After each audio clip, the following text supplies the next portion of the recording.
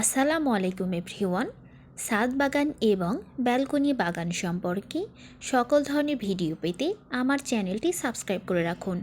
যদি ভালো লাগে তাহলে লাইক, কমেন্ট অ্যান্ড শেয়ার করবেন। টবে বাতাবি লেবুর চাষ পদ্ধতি। শহরের ছাদের টবে সবজি চাষের জনপ্রিয়তা বর্তমানে আকাশচুম্বী। ছাদ বাগানে এখন সব ধরনের গাছ লাগানো যায়। চলুন আজ জেনে নেই কীভাবে ছাদের টবে বাতাবি লেবুর চাষ করতে হয়। জাত নির্বাচন। বাড়ি বাতাবি লেবু 1, বাড়ি বাতাবি লেবু 2, বাড়ি বাতাবি লেবু 3, বাড়ি বাতাবি লেবু 4, এই 4 ধরনের বাতাবি লেবু পাওয়া যায়। টব ও মাটি নির্বাচন। দোআঁশ ও পলি মাটিতে বাতাবি লেবু চাষের জন্য উত্তম। মধ্যম অম্লীয় মাটিতে এ ফল ভালো জন্মে। ড্রাম, বালতি, টব, কন্টেইনার এসবের যে কোনো একটি নির্বাচন করতে পারেন। সময়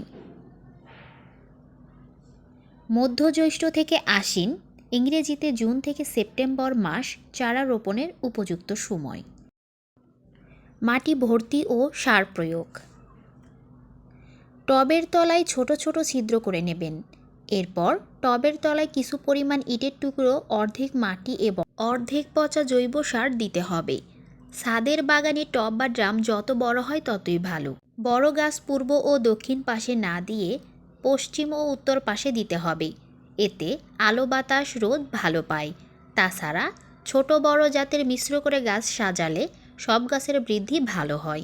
মাটি, গোবর সার, কম্পোস্ট, পাতা পচা সার, পরিমাণ মতো রাসায়নিক সার মেশাতে হবে। শুকনো দুর্বা ঘাস টবের মাটির মাঝে মাঝে দিয়ে তার ওপর চারা লাগানো ভালো। সেচ ব্যবস্থা।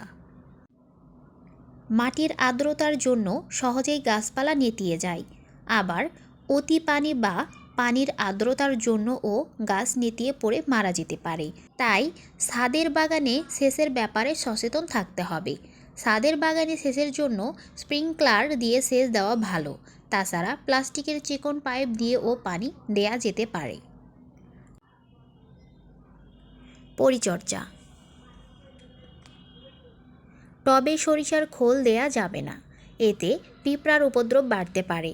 বাজার থেকে কেনা প্যাকেটজাত কম্পোস্ট সার ব্যবহার করলে ভালো হয়। বছরে একবার টবে পুরাতন মাটি বদলে নতুন মাটি দিতে হবে। এটি অক্টোবর মাসে করলে ভালো হয়। ছাদ বাগানের জন্য মিশ্র সার, ইউরিয়া, হাড়ের গুঁড়ো ব্যবহার করতে হবে। অবস্থা বুঝে গাছের গোড়ায় চুনের পানি সপ্তাহে একবার ব্যবহার করা যেতে পারে। কীটপতঙ্গ ও রোগবালাই দমন। প্রতি সপ্তাহে 2 থেকে 3 বার যদি বাগান পরিদর্শন করা যায় তাহলে পোকার আক্রমণ কম হবে। যদি অতিরিক্ত পোকার আক্রমণ হয় তাহলে বালাইনাশক স্প্রে করতে হবে।